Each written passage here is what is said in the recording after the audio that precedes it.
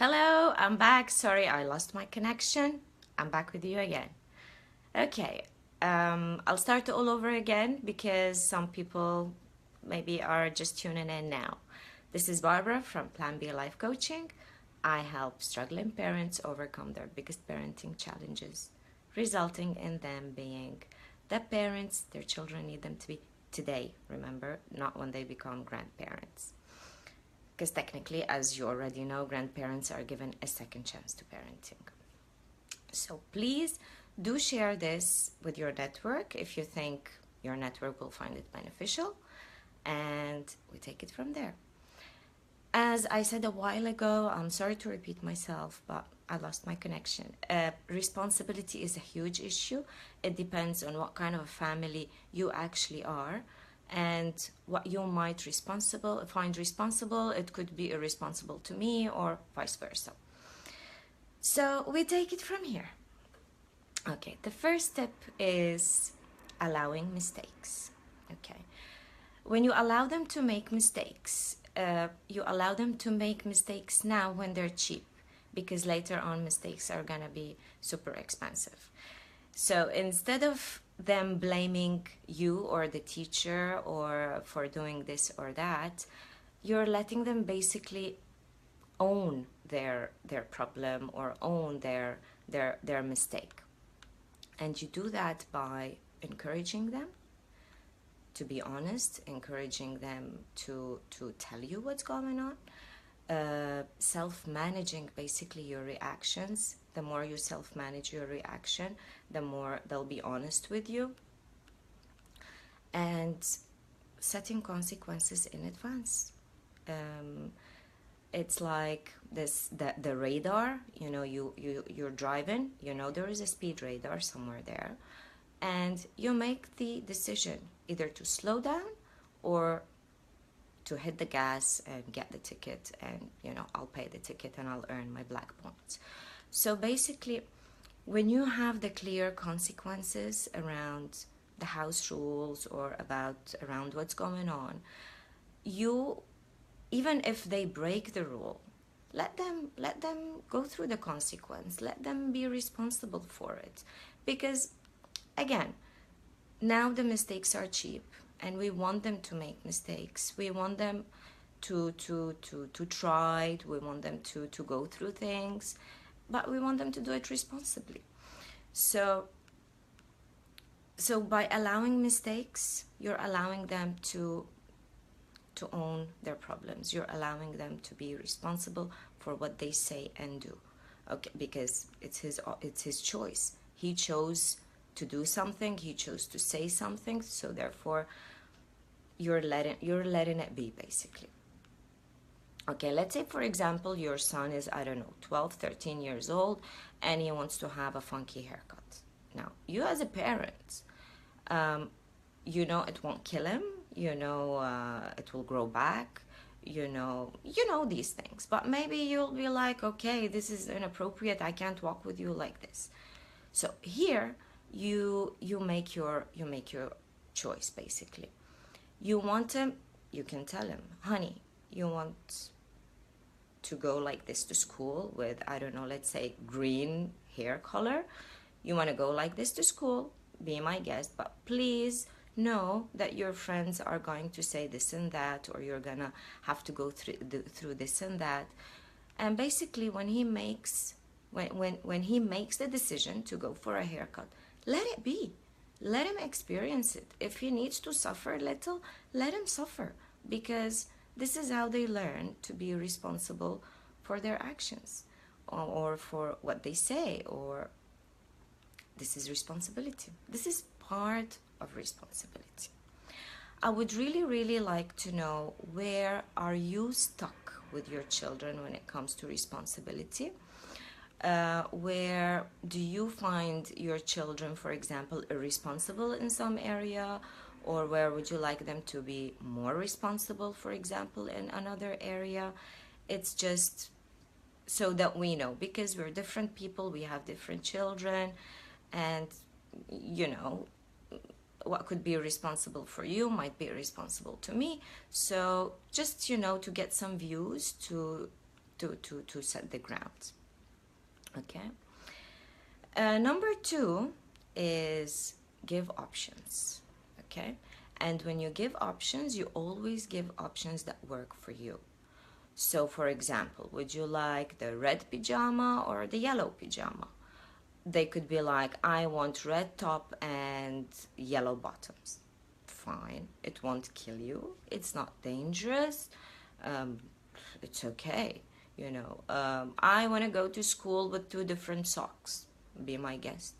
Go to school with two different socks. People know me. People know who I am, what I wear, how I dress. So if you want to go like that, please feel free. Just make sure, honey, you have a nice argument when children ask you, why are you wearing two different socks? So that you know what you're going to tell them. So you're given options. You're not picking up a battle over things that are not important. You're not getting yourself into the anger phase over many things, if we can call them many. Like the other day, my daughter was like, I would like to sleep in my PE uniform, in my sports uniform. And she's like, it doesn't need ironing, and I'll get to sleep a bit more in the morning. I'm like, honey, but the fabric is not designed for sleeping. You're gonna be hot, I'm sure. She said, I'll take it. I said, fine. Okay. If she goes a little bit wrinkled to school, it's not the end of the world. I promise you that was the last time ever she slept in her PE uniform, because she realized that I don't want to say horrible, but it is horrible to sleep in, it's like polyester 100%. So she was free. I did not pick up a battle over a PE uniform and a pajama, because let her experience her decisions. Let them go through what they think is super right. Let them bump their heads in the wall. Let them see that it hurts. We can't hover over them. We can't protect them all the time. So let them. So basically my message to you is, pick your battles. If it's not dangerous, if it won't kill them, if it's not the end of the world, let them have it. It's like, for example, I'll give you another example on options. Do you want to shower or you want to fill up the bathtub? The showering part is non-negotiable. You're going to get cleaned. My objective is, I want him to get under the water and get clean. Now, whether he's gonna fill up the bathtub or a quick shower, doesn't matter. You can even take it furthermore and let them do it themselves. The toddlerese phase needs to end somehow. And you know what? If they don't wash that soap, they'll survive, I promise you. It won't kill them. So if the bathroom is messy, that's fine. Teach them how to clean it, so you get kind of a two-in-one package. So let it be. It's basically, guys, we letting them choose, we letting them experience, we letting them giving them options. The more options, the more decisions they need to make. The more decisions they make, the better they become at it, the more things they will experience in life. So the more the merrier. And get creative with the kind of options that you want to give. Just remember that the options need to work for you first, and that you're not going to protect them from you want to let go of the protection thing that us parents have. It like, it's okay, let them suffer, let them go, let them suffer, let them experience their decisions and what they think is right. Okay. If you have any thoughts, please feel free to comment. I will get back to you, maybe now, maybe when we're done. It all depends on the time and on my beautiful connection. Okay, so I'd like to move to point number 2. Point number 2 is you can teach responsibility through chores. Now, chores, when we say chores, it's not about torturing them, and it's not about making them do hard work. It's the scenario for chores is actually pretty simple, and it goes like this. Honey, or love, or my darling, you are not a guest in this house. We are a family. And each one of us has a job, 2, 3, that is responsible for. And this is how the family functions. So this is the mini intro for chores. And then you assign the chore that you think you would like your child to do. You can start with 1 chore, and then once they master it, you can move on, make it 2. Once they master it, make it 3, and so on and so on. So they need to understand that this is their house as well, and they need to take part in everything, because this is what a community is, this is what a house is, and you're setting them up for the future when they'll move to their own dorms or their own studios, when they basically walk out of your door. Yeah. So let's say you want to assign a chore to your kid. Okay. Your job is to hold them accountable, to follow through, make sure it's done, and to teach them how to do it, basically. Okay, let's say you want your kid to make his bed, okay? And let's say this is the only single chore you're gonna give to your kid, yeah? So you tell him, honey, I expect from you to make your bed before you go to school. Thank you. No explanation, no speeches, no, because you know you are, I want you to be more responsible, and nothing. It's just, honey, this is your chore. Please, I'd like it to be done at so and so. The end of the conversation. He goes to school, the bed is not made. You leave it. Even if you cannot stand it, you leave it. If you have OCD, self-manage, leave it. He comes back from school. You don't say anything. And he goes like, Mom, can I be on my phone by the time you cook lunch, for example? You say, yes, my love, after your bed is made. Okay? Notice you're not saying no here. Okay? Lunch is served, he's had lunch, he's done and everything. He comes to you, Mom, can I go outside? Yes, my love, of course you can, when your bed is done. Sounds mean, but it's not, I promise you. And then phase number 3, fight. It's my bed. I like it like this. And anyhow, I'm gonna sleep in it in a while. So you're forcing me. Like, this is the new one in my house. You're forcing me. You'll be like, honey, this is your responsibility. This is your bed. And I like it to be made when you open your eyes. Thank you. With a smile and a calm attitude. And that's it. This is the end of the conversation. No arguing, no negotiation, no, because in my house I set the rules, and no. It's just a simple words, simple sentence. You turn around and walk away. He's gonna walk on the walls, he's gonna whatever, expect, because in the beginning they're gonna rebel. No matter what happens, stick to what you said. If he doesn't know how to make his bed, that's another issue. You can teach him. But this is it. You told him what you want from him, how you expect it to be done, and when you expect it to be done. And that's it. End of the conversation. Okay? So you're not saying no. You're not saying yes, when you do this, you will get this, or if you do this, or because you didn't do this, you will not. So you end this. This is an open invitation for let's fight. I would like you, let me allow you to bring my blood pressure to the maximum. This is like you're inviting that. So that's it. This is when it comes to chores. I'd like to, I'm noticing comments, but I'm not able to multitask, so I will definitely get back to your comments. Keep them coming in. Let me know, where do you struggle with chores? What works for you, what doesn't?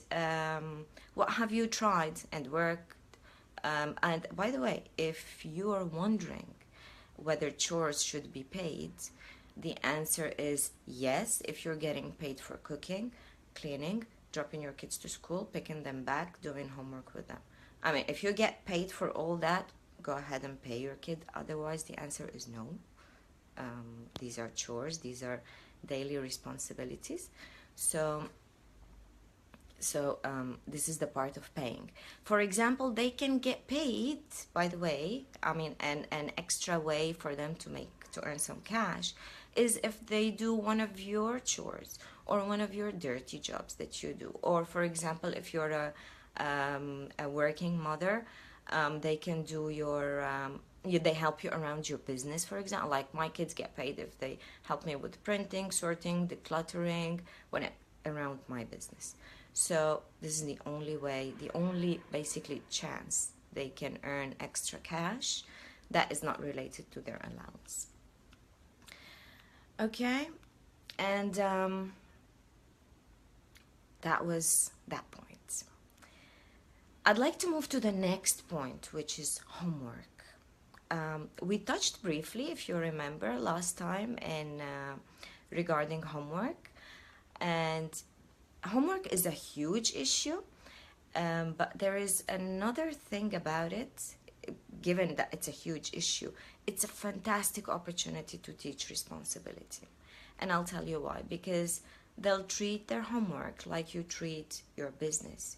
Your responsibility is, I don't know, to go to work if you're a working parent, or to cook and clean if you're a stay-at-home mom.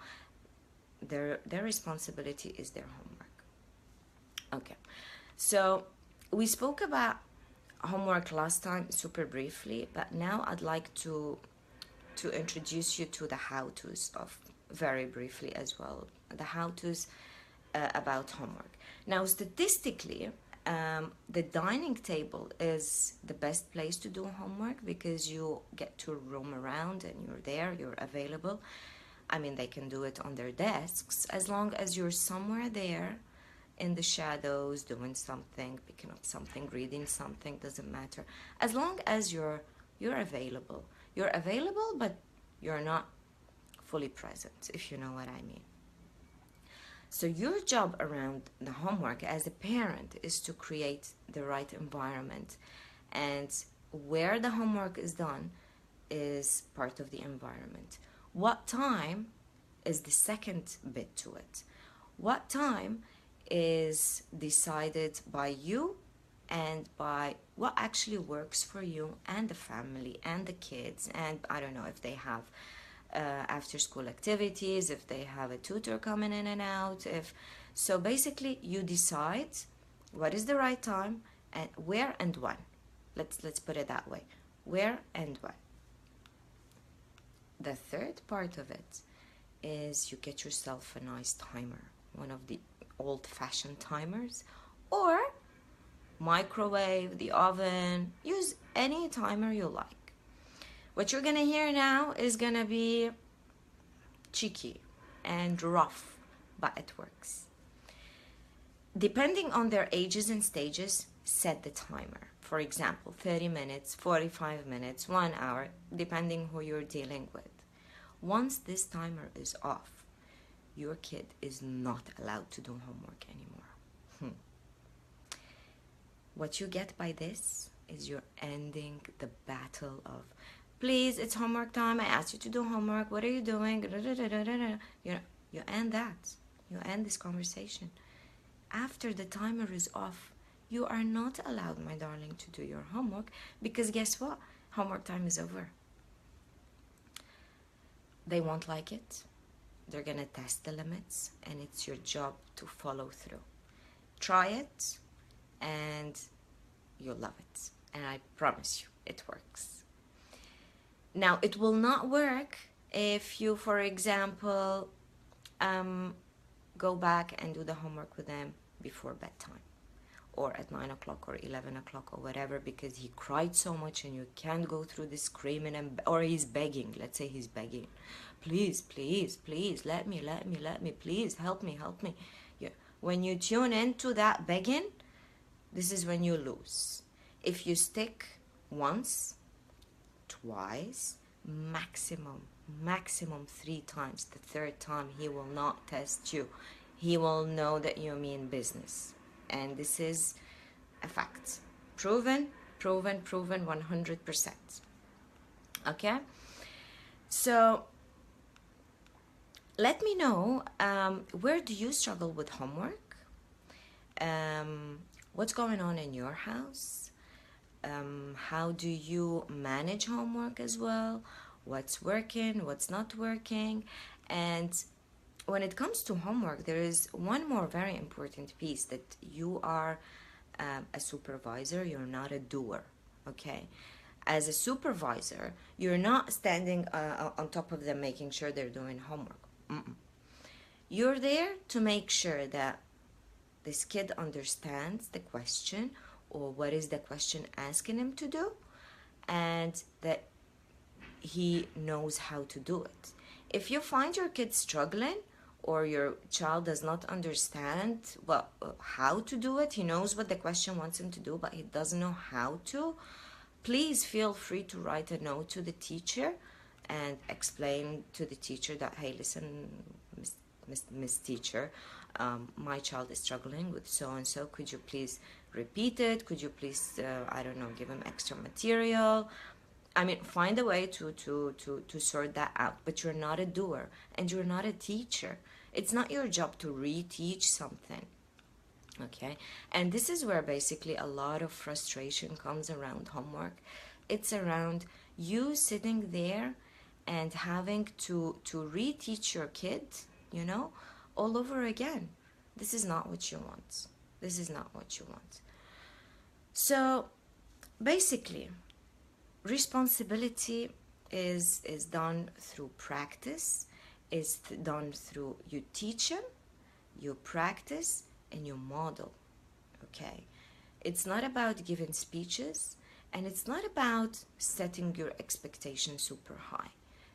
Be realistic, because at the end of the day, this kid, he's got his own personality. He is himself, and they're constantly trying to tell you, I can be me, I can be myself, and I want to be me. So you want to nurture that, but again, you want to frame it in a way where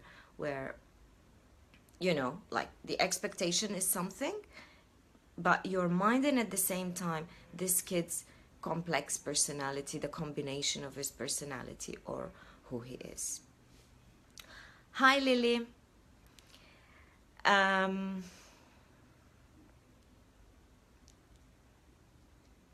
Okay, that was a big pose from me. Okay, I'm trying to read the comments. I don't think it's gonna work out live. I'm going to reply to each and every comment separately. I mean, it's gonna be there. Everybody will be able to read it, and I'll get back to you. Keep your comments coming throughout this week. I will be getting back to you on this topic. Let me know if you would like to suggest a topic for next week. I'll be more than happy to cater. Remember, this initiative, the Facebook Live every Wednesday, is done for you guys. I would love to impact as many parents as I can and show them the other perspective of parenting. Show them that it is hard, it is a journey, but with a little bit of tweaks, you can make it easier, and you can impact those little kiddos. And once they walk out of your door, they will know that, you will know, not they, you will know that they're ready to face life. And the more mistakes, remember, the more mistakes, the more decisions, the more options you give now, that they will become masters in decision making. They will be much better than a lot of people out there, than a lot of grown-ups out there. And be creative, give as many options as you can. Let them experience their decisions. Let them go through it. Let them hit their head and see it hurts. Stop protecting them. Stop hovering like a helicopter over them. Let them be themselves. Let them experience it. Let them pay small, tiny price now. So they'll be super responsible in the future, and I promise you this. Thank you very, very, very much for being with me and for supporting me and encouraging me and sharing. I love you guys. And as I said, go ahead, put your comments, share what you want to share, let me know if there's a topic you'd like to hear about. If you're on replay, thank you as well. And even if you're on replay, I am going to get back to each and every comment, guys. Thank you very much. Time for me to have my coffee, and have a beautiful day all. Thank you. Bye for now.